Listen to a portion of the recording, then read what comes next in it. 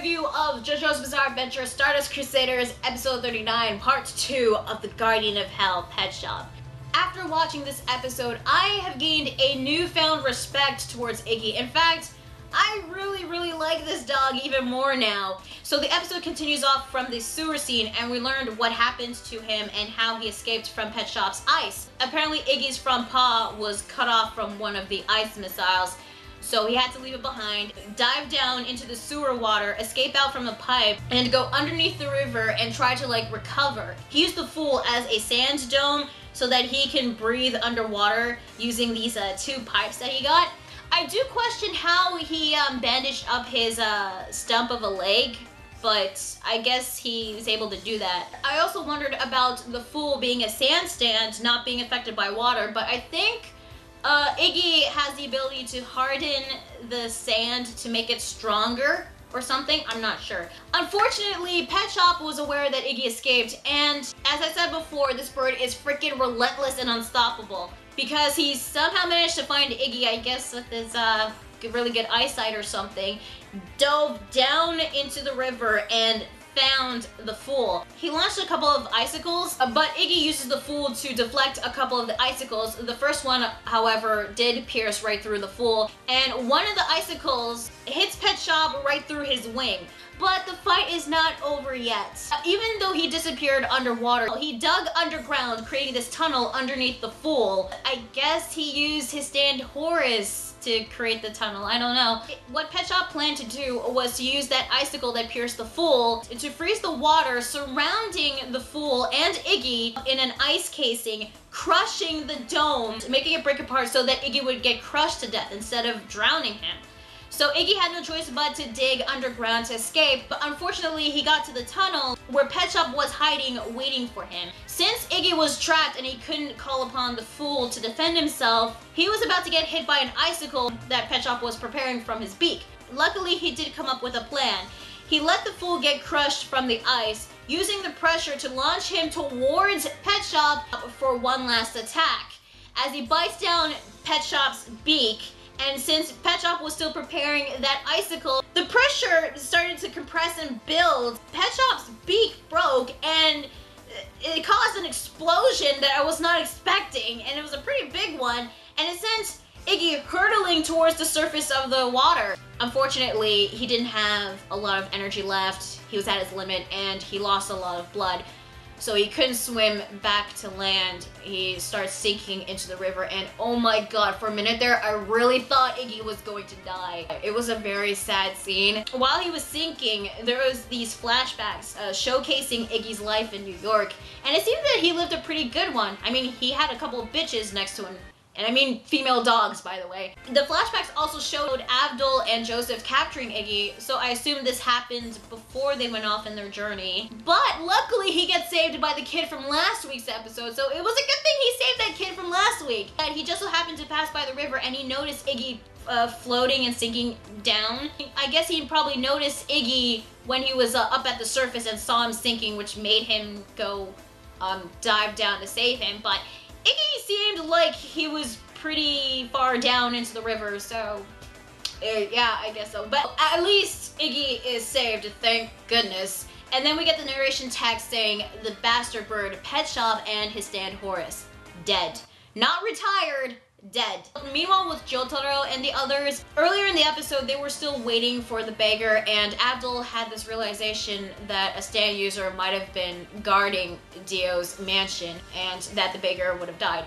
You know, it would have been great if he thought about that before he sent the guy to find Dio's mansion. Couldn't one or two of them went with the beggar and, you know, be his bodyguards to protect him, you know, just in case something bad happens? I know it sounds like I'm being hard on Abdul, but seriously, he's supposed to be one of the smarter people of the group. So it's already the next day. This is their last final day out of the 50 days they had left to save Holly.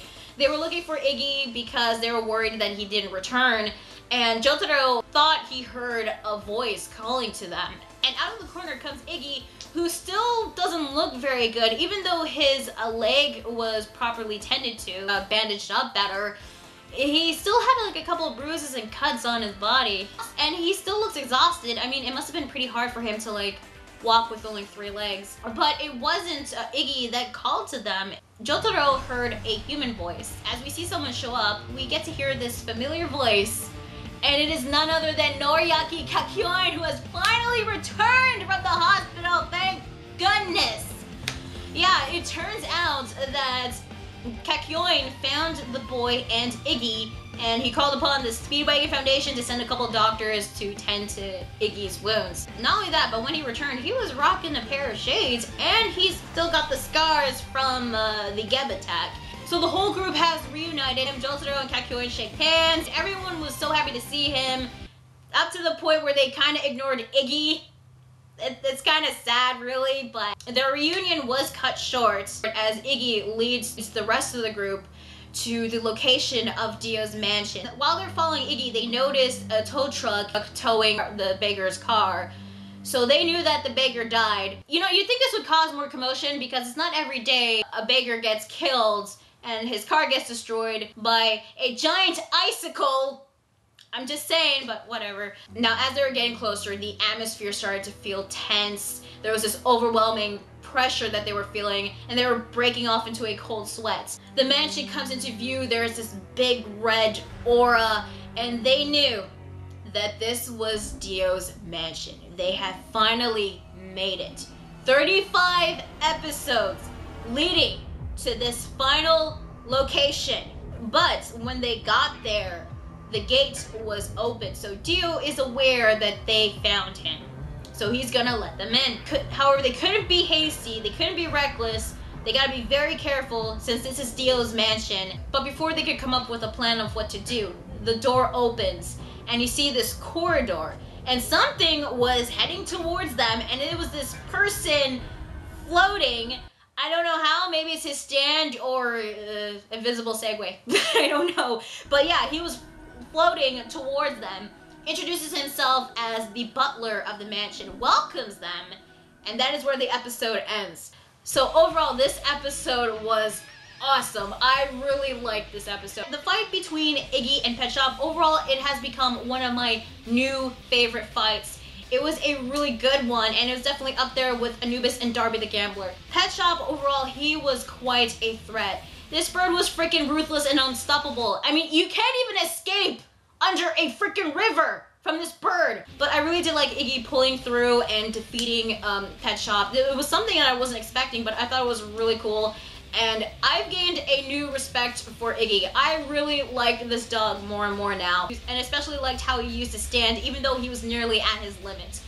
I was so scared that he really was going to die, but he didn't, thank goodness, thanks to that kid. In the first scene of the flashback, there was might call this an Easter egg or something like that.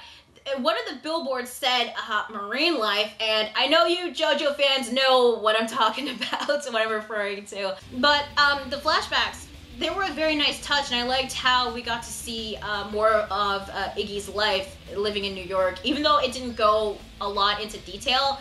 But at least we got to see like portions of Iggy's past. What I also really liked is seeing how Iggy got captured by Joseph and Abdul. I really wish that this was actually kind of like, you know, animated in motion, but seeing the visuals in the flashback was still a very nice touch. As for the stand Horus, overall this was a really cool stand. I mean, it had a very interesting design. I really like its ability to create ice, and it was one top stand, but again, Iggy pulled through.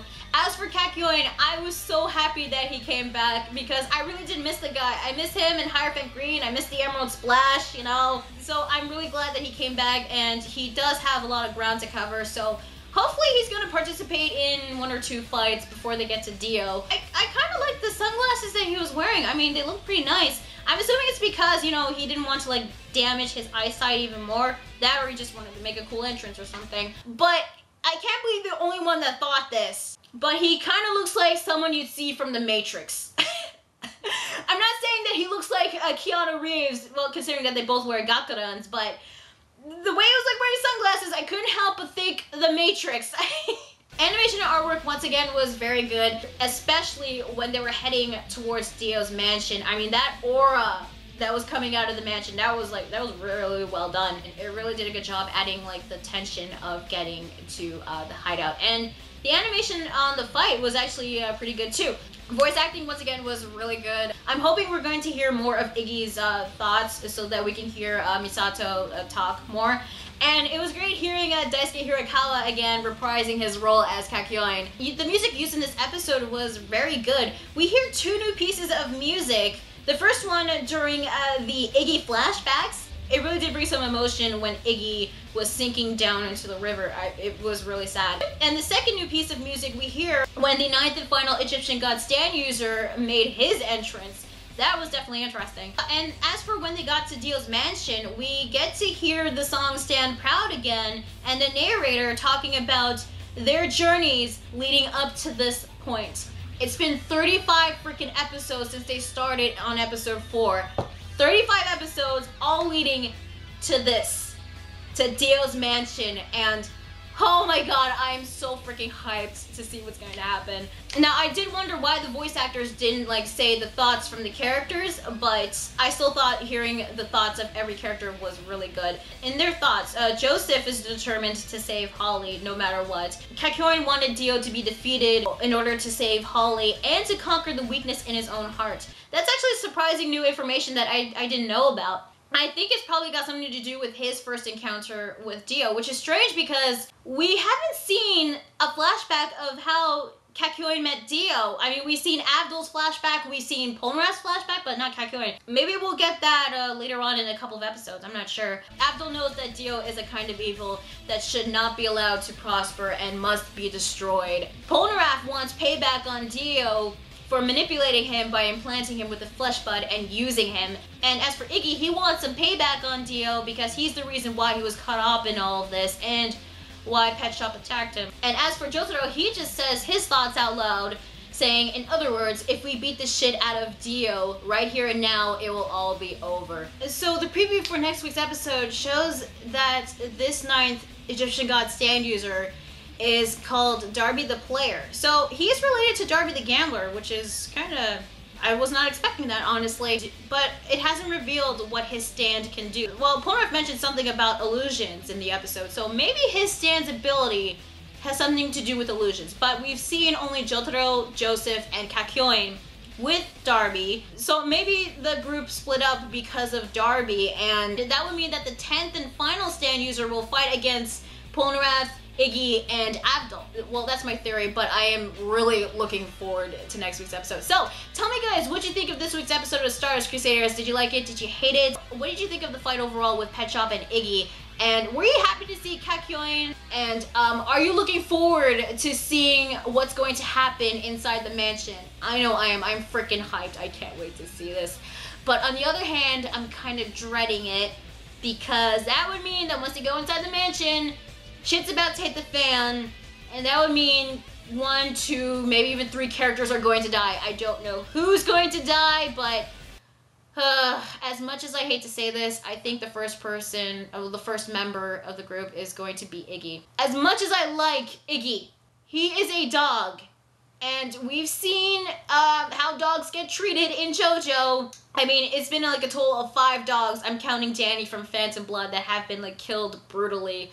I'm gonna have to say that Iggy's gonna be the first to die. I don't know who else is going to die, but oh boy, I'm kind of dreading it. But I'm excited to see what's gonna happen in the mansion. So yeah.